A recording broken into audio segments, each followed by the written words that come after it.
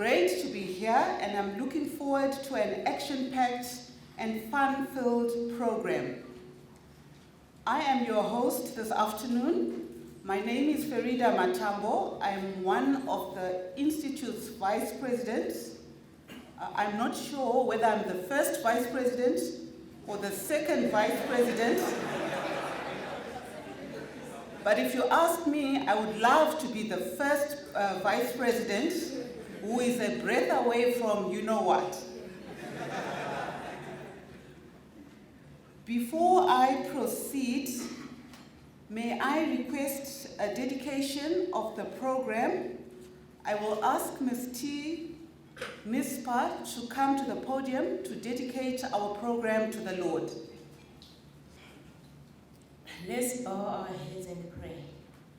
Our Heavenly Father, we come before your throne this morning, thanking you for being with us throughout the day up to this time. We have had a nice travel from Harare to here in Victoria Falls. It was through your grace. We thank you for that.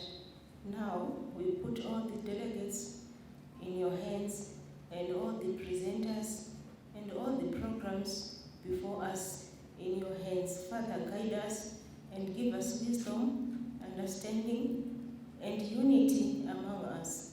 Be with us throughout this whole program. We thank you, Lord. In Jesus' name we pray. Amen. Mr. Vixen Mube, President of the Institute, Mrs. Leti Gaga, and Mr. Godwin Gaga, Vice Presidents of the Institute, Mr. Taona Munjandi, and I've introduced myself, past presidents of the Institute here present, Institute councillors, branch chairpersons here present, speakers and presenters at this conference, annual conference committee members, members of the Secretariat, the hotel staff hosting us, ladies and gentlemen. Let me take this opportunity to thank our special guest speaker for finding time in his very busy schedule to be with us today. It is great that he is here and that he has afforded us his presence. May we give him and his team a round of applause, Mr. Wilson. I would like to thank in advance our esteemed presenters who have agreed to be part of this conference. Let me say to the presenters, we are grateful for the time you have afforded us.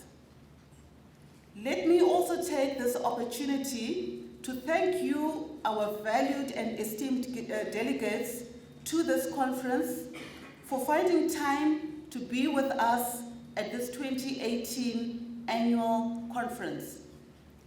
It's a jam-packed program, but do take time to unwind, relax, and network.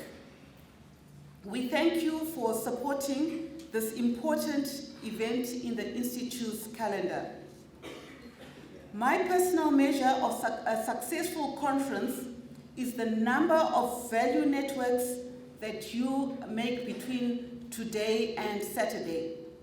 A number of networks between 10 to 15, in my opinion, you would have achieved one of the reasons for being at the conference other than to unwind. We are also grateful, ladies and gentlemen, for the support we have received from our sponsors. They have really assisted us to deliver the conference. A round of applause is in order.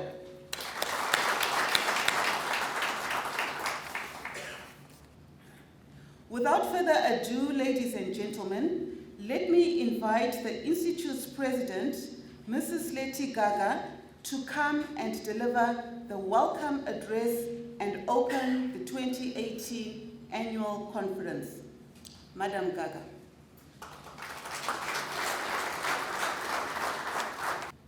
Greetings, everyone.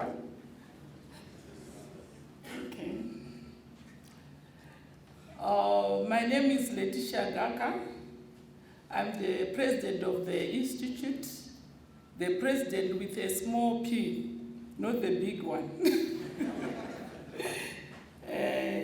In my salutation, allow me to acknowledge the following: our guest of honor, Vixon Ngube, Vice President of the Institute, VP Ms. Ferida Matambo, and in absentia, VP Tawana Matambo.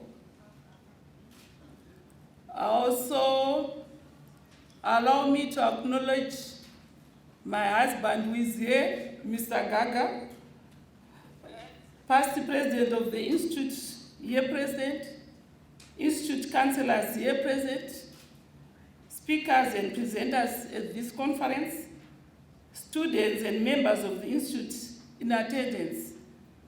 The students, I call them the millenniums because they are the young generations which are coming. Members of the Secretariat represented here, distinguished guests, ladies and gentlemen, Madam Chair, all protocols observed. I welcome you all to our 2018 annual conference. Please feel at home. Glory be to God, for we all travel safely coming here. It is not by our intelligence that we made it here, but simply by the grace of God. Madam Chair, thank you for affording me this opportunity to welcome and address our distinguished delegates. I feel honored and take this honor very seriously. Let me start by expressing my profound gratitude for the sacrifice that you have made to attend this conference.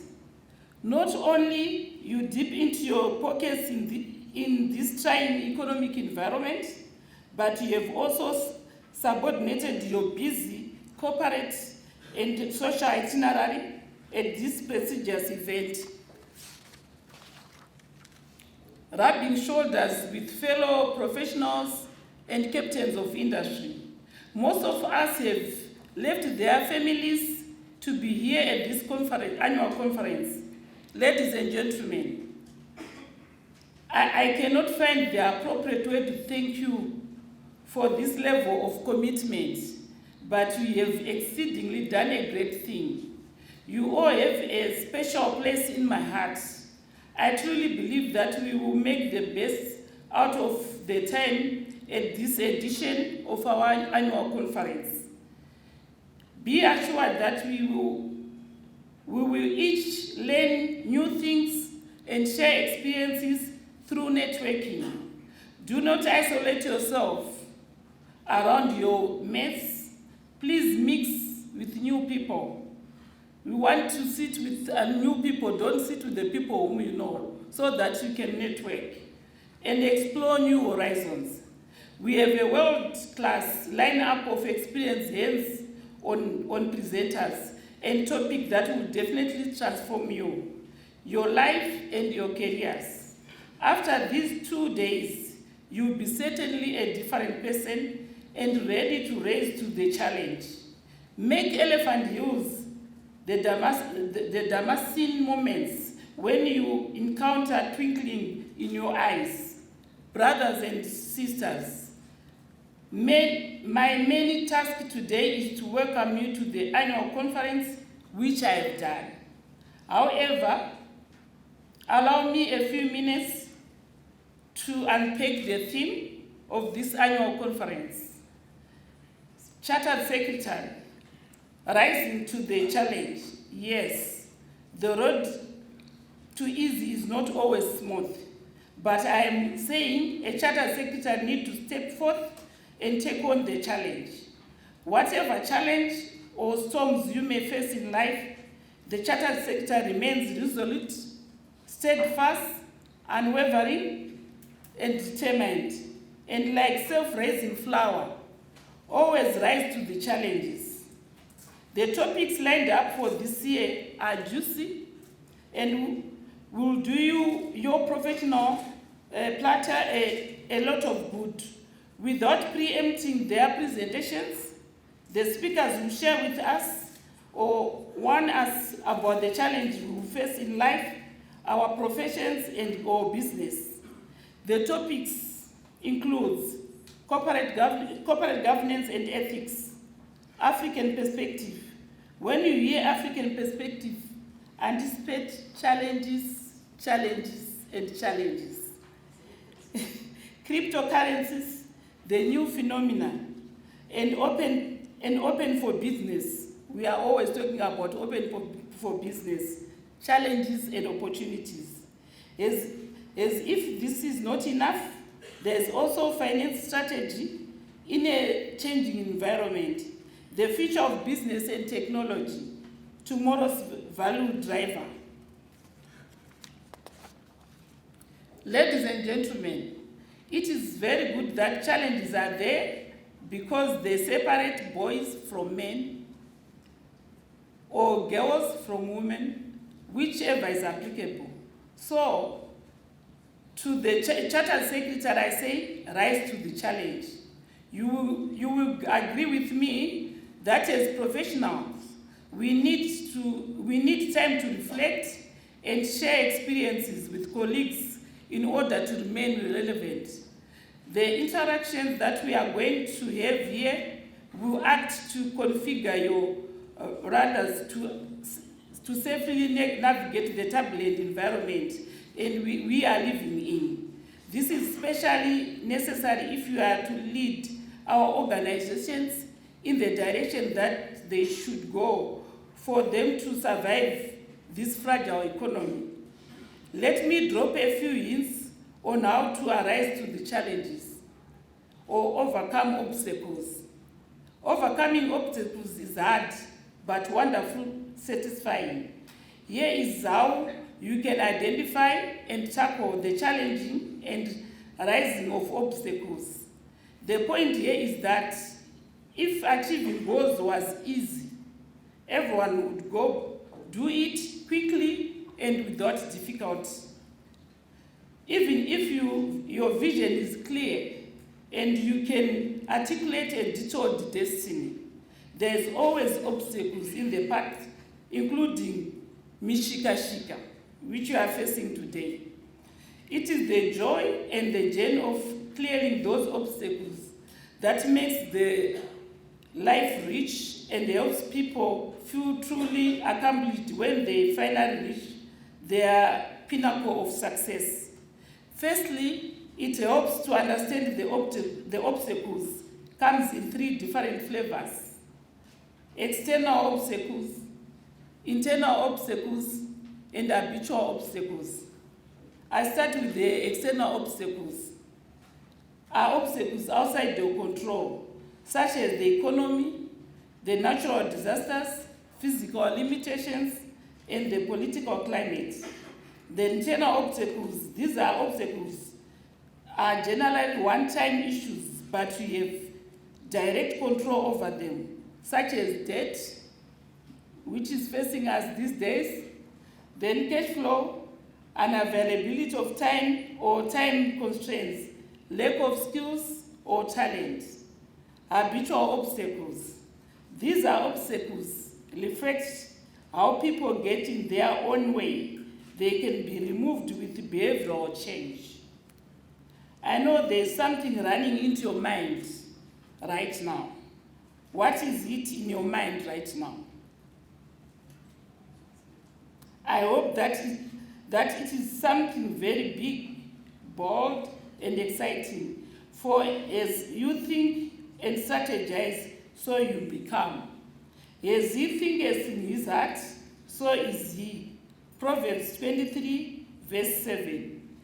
Each time that people talk of problems, challenges, they think of strategies as the ultimate solution to the problems and challenges.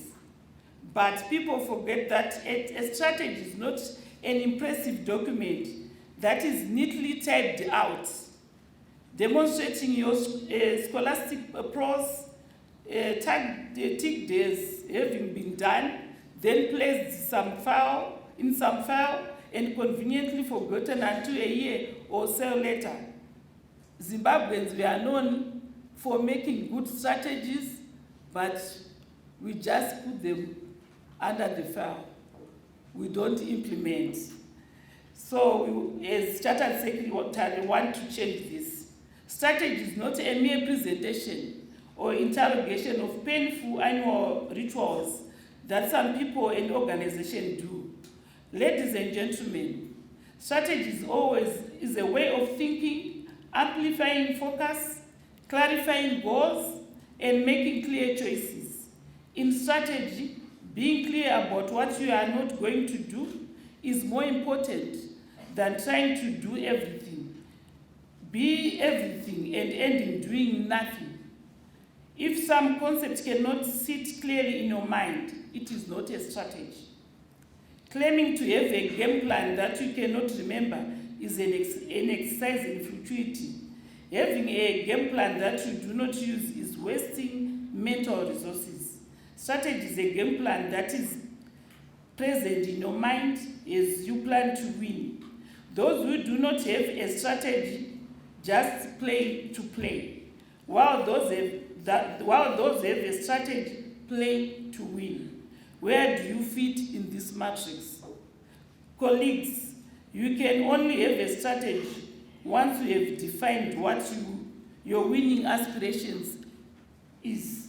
Here you play, how you will play to win, where you will plan and play, and what competence you need to be in the game and then win.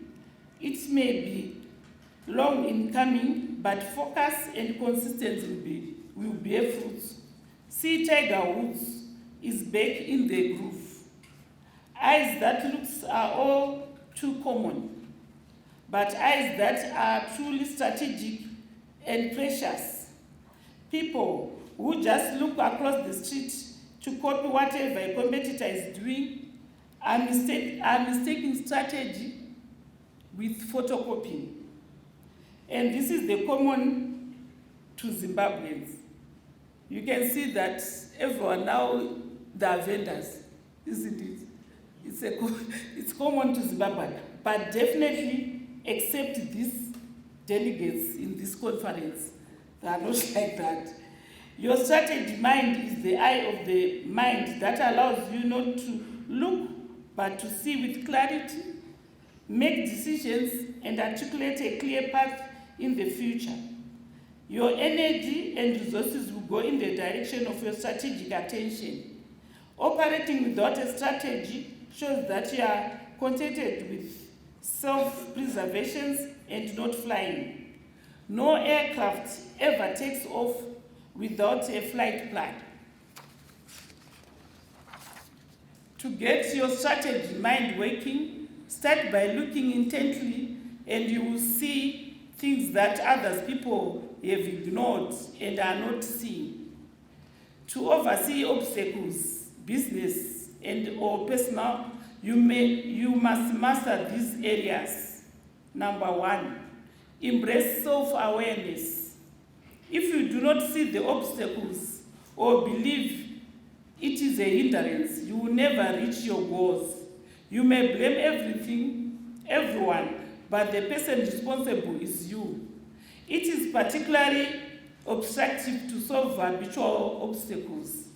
You will realize that your own prioritization is keeping you from what you need to do. You could easily blame time as your enemy, which you always do. But the enemy is actually your semi-conscious. For example, your daily rationalization that making money is almost always more important than health and learning. You admitted that your own prioritization is misguided. Then you can make the necessary adjustment in your behavior. Number 2, use your time to your advantage. This is the most important with external obstacles. You must learn to manage your impatience and be ready when the smoke clears. The harder the obstacle, the more time it will take to overcome. Set a preliminary schedule with clear milestones so you can track forward or backward progress. This way you will see the cumulative impact of macroscopic changes.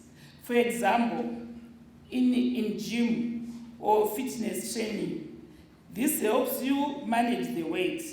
If you don't track, you don't see where you are going. You could see reductions in calories intake and changes in how your clothes fit by comparing week to week. Once you see small progress, you will be encouraged to put in more effort. With time comes momentum, and momentum is the best way to bust through big obstacles. Number 3, you need to commit to focused discipline. It is easy to get distracted with the present, especially in this busy world. Business people are just that busy. There is always a fire to put out or new critical opportunity to distract you. True discipline is about making yourself emotionally commit time and effort to your benefit regardless of external factors. You have to make yourself accountable for your actions. You need to clear out every distraction and vow to add nothing new to your plate until you have made progress. Make the obstacle the number 1 priority and focus on it every day until it is gone. Number 4, engage your own creativity. I personally like to create rhythm in my life so I can freely engage the creativity part of my brain for problem solving. There is no better place to apply expensive thinking than on issues holding you back.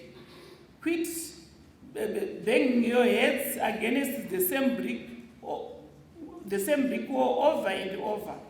Take the time to think through and find creativity solution that brings funny and progress to the grinding of the obstacles removal. Take a walk in the park or in the golf course to clear your mind. In my conclusion, I say, as chartered secretaries, we should be champions in every facet in our organizations. I have talked about strategy and overcoming obstacles, and these principles apply in every situation where it is the time of turbulence and uncertainty or good environment. Let me not be intimidated by vocabulary, terminology, verses, and chapters that explain the situation. Strategic thinkers must be open and willing to embrace uncertainty and collectively respond to the challenges head on. But remember, I emphasize, apply strategic tools as a typical response to challenges without flexibility is a futile exercise. Chartered Secretary, rise to the challenge. Let me declare the 2018 Institute of Chartered Secretary and Administrators in Zimbabwe Annual Conference officially open. Please indulge in the presentation activities we have in store for you. I say thank you, ladies and gentlemen.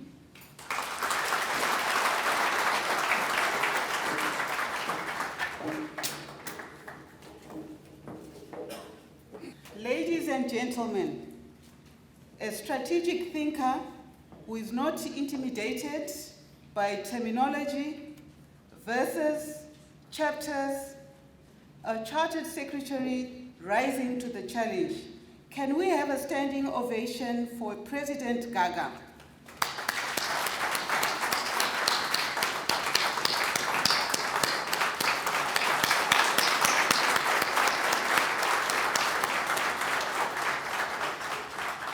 Thank you very much. President Gaga, thank you for the welcome address and the official opening.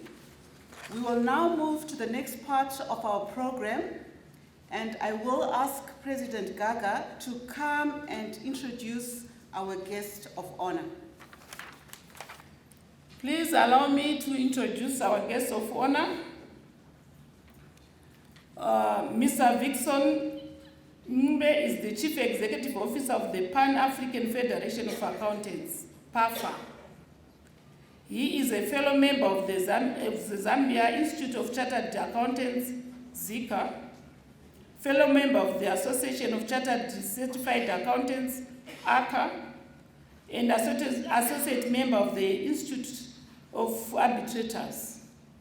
He has a wide range of experience in leadership, general management, internal audit, finance management, fund management, pension, and life and general insurance obtained during his service as the Chief Executive Officer of the East and Central and Southern Africa Federation of Accountants, Chief Executive Officer of the Zambia Institute of the Chartered Accountants, Regional Manager of African Life Financial Services Limited, Director, Life and Pension, and Director of Finance and Director of Internal Auditor at the Zambia State Insurance Corporation. He is an accomplished public speaker. Vixon prefers to be introduced as an African who travels on a Zambian passport. Please help me to welcome Vixon Mbe to the podium.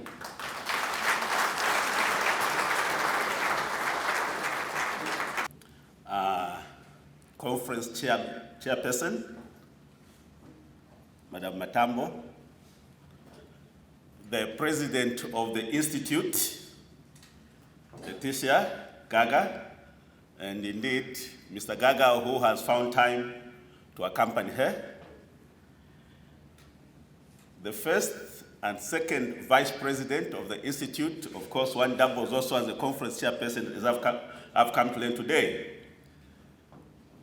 The past president of our institute, here present, council members, the chief executive of the institute, Farai Msamba, a very good colleague of mine for many years, the invited guests, conference speakers, and I just found out one of them, our offices are not very far from each other, members of the media here present, you distinguished ladies and gentlemen, a very good morning to you all.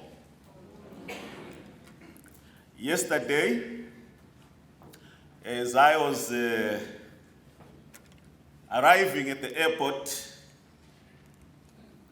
I saw a sign, returning residents and permit holders. It had the shortest queue. All these queues were very long. So I went to the one that says, returning residents and permit holders. And I presented my passport. So the good gentleman whose name was Gumbo looked at it and says, hey, this is a Zambian passport. And I answered in a very perfect Ndebele, my name is Vixon Mbe. We shall not allow papers to dictate who we are.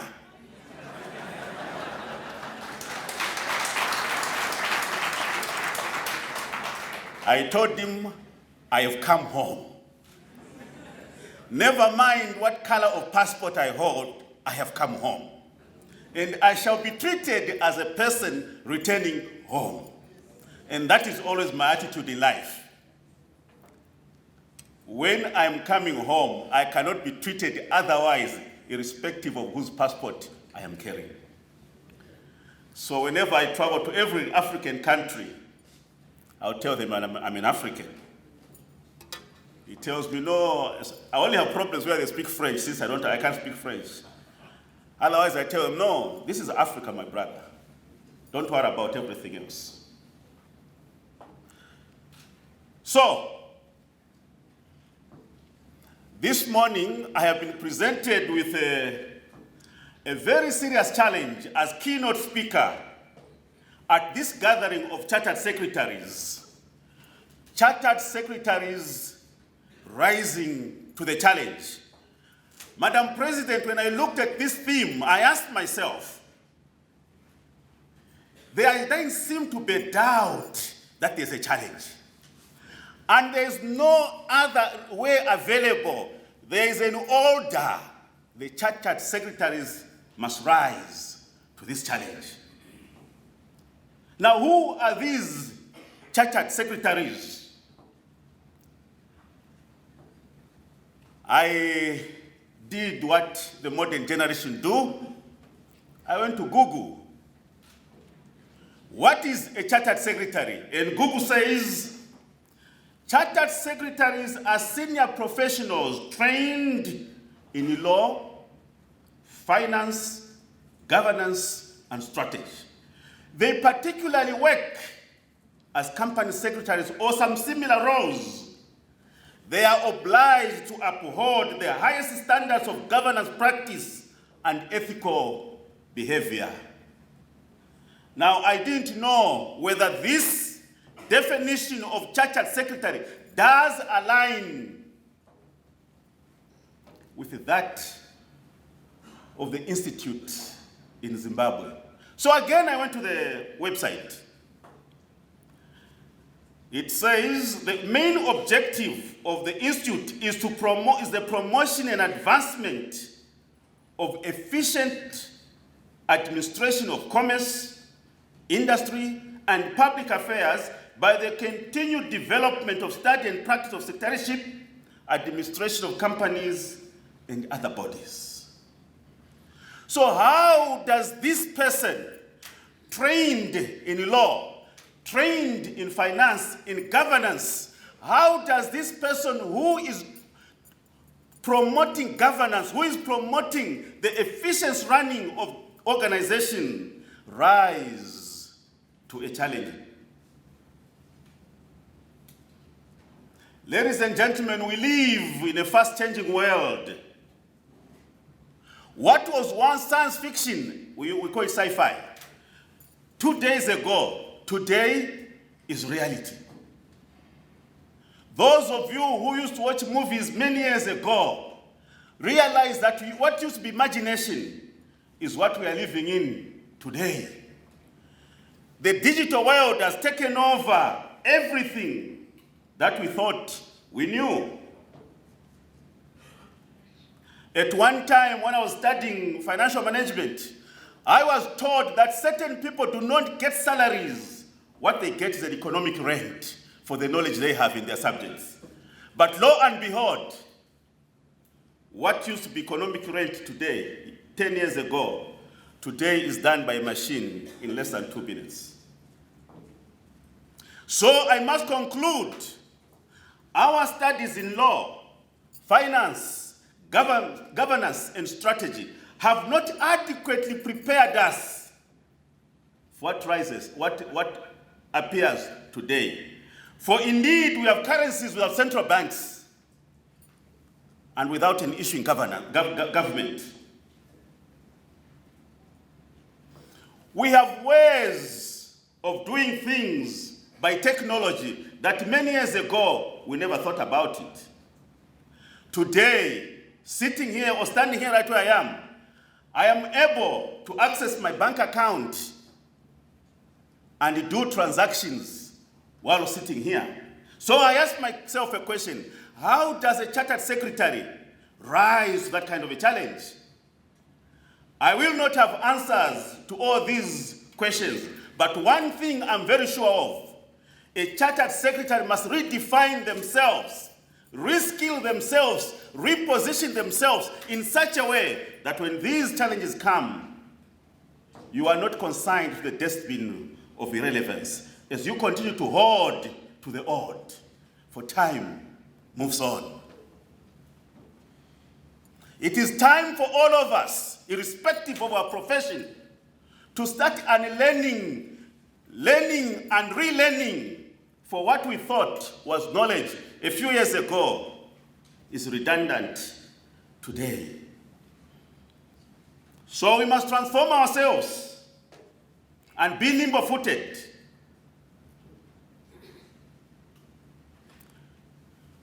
You know, there's a time when the internal control people tell us good governance entails that you must have 3 quotations before you approve. While you are still busy sourcing the quotation, the price changes. And what would have been a good price for you, you go and get a very bad price because you are doing good governance. It's not my saying, it's not my doing, it is what it is. So if you are going to be sitting in that office as a company secretary with those long lists of requirements, checklists, you are going to kill the organization while doing nothing. If I were to ask you today if you know what an aperture is, a shutter speed, a darkroom, a negative, how many of you know what it is? There will be very few of you. That is how a camera used to operate those days. You get you shoot a photo, take it to a dark room, process and get a negative before you get a photo. Nowadays I can shoot a photo right away and give it to you. And if you are still in the aperture speed, dark room, you will be Kodak.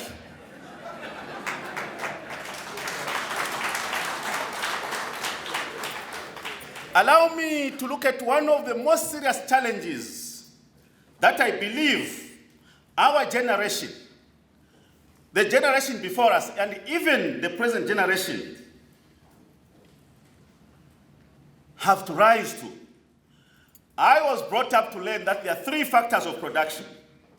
There is land, there is labor, there's capital. Modern people say there's also technology. They make them 4. But ladies and gentlemen, this particular approach is the one that is responsible for the downfall of Africa. For we have come to learn that a person carrying money is more important than all of us.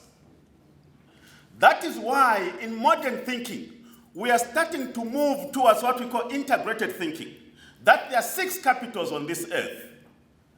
There is natural capital, there is human capital, there is social capital, there is intellectual capital, there is man-made capital, and there is financial capital. And all of them must work together to create value. What does that mean? When you guys sit one day, ladies and gentlemen, as ministers and presidents of this country of Zimbabwe, you shall not sell the land. You shall partner with an investor, so-called, to create value for the people of Zimbabwe. One time in South Africa, a mine was shutting mines and closing down, going to put 8,000 people in the streets. And the government says, give us back the mine. It says, buy it from me. I bought it from you. That is what means when you don't understand the issue of integrated thinking, that even natural resources are capital and they're not there to be sold. How Africans love the easy way out. So we must move away from thinking about a shareholder and think about a stakeholder. We are all stakeholders. Let no one man carrying money tell us that he can buy us off. And I know many of us have a cheap price on our head. And let's move away from the issue of profitability and think about value creation, where all must benefit from the activities. It is this kind of thinking, ladies and gentlemen, that is going to create in us professionals with patriotism. Many of us connive with our employers and our clients to evade and avoid tax, thereby robbing our countries of the necessary money that would have made our people meet and get the promises the governments have given them. We are professionals, so we say. In real sense, we are robbers of our own citizens. So if you are going to become a chartered secretary who rises to the occasion, your professionalism must be tempered by patriotism. The African Union, having seen these challenges that we face, came up with a document called Agenda 2063, the Africa we want, an Africa integrated and prosperous and peaceful, driven by her own citizen, representing a dynamic force in the international arena. If you want to become a chartered secretary who rises to the challenge, you must embrace Agenda 2063.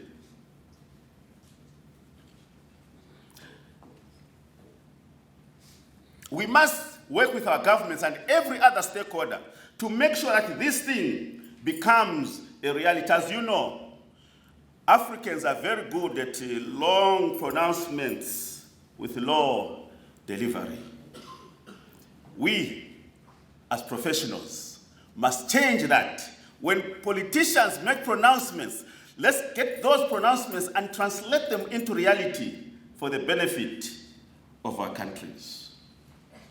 In fact, one of the aspirations of Agenda 2063 is an Africa of good governance, democracy, and respect for human rights, justice, and the rule of the law. As a chartered secretary, you shall advocate for strong institutions in Africa and not strong individuals. For a long time, certain countries were known by the names of their leader. If you mention this country, the next thing that comes out is the name of the leader, not the products that they produce. I know about an iPhone more than I know about the American president, except that the current one likes being the press all the time. I know about a Toyota car. I don't even know the Japanese prime minister's name. That is what strong institutions are. They have strong things and not strong individuals, but Africa is always the opposite. And I must decry the African Union. They like putting people who change constitutions to prolong their stay, making them chairs of the African Union. I have raised the issue of the African Union in their own face. They've never responded, but I don't agree with them. The current chair of the African Union, I want to mention is them, but has changed the constitution of his country to enable him be there for the next 15 years. He's not young, he's even older than me. 15 years from today, I'll be maybe going to, I don't know, maybe 75? What would I be doing in power at the age of 75? Now suppose the person is older than me, what will he be? I am not talking about anyone you know.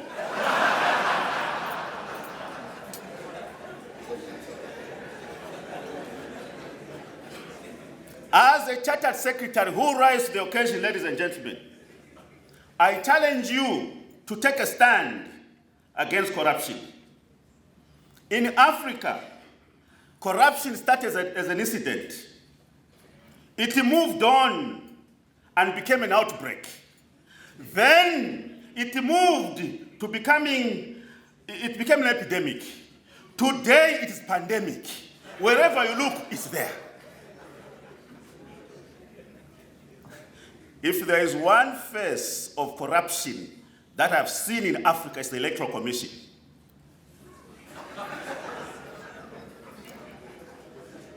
Need I say more?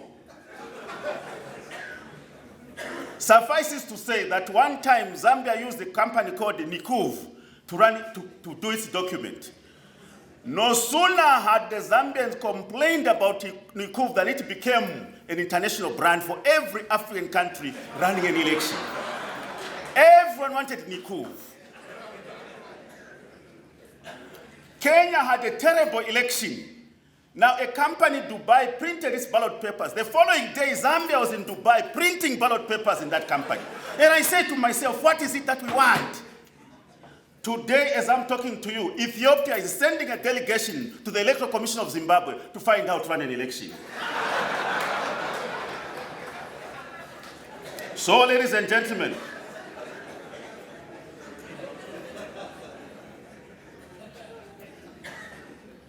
chartered secretaries, my friend Farai, must now be prepared, if they are to rise to the challenge, to move away from being prepared for employment, but being equipped with a way to make a living. That shall be an education with an ideology. We must translate our learning tools, things that we have learned, into tools that will help us make our countries better. Ladies and gentlemen, I thank you all.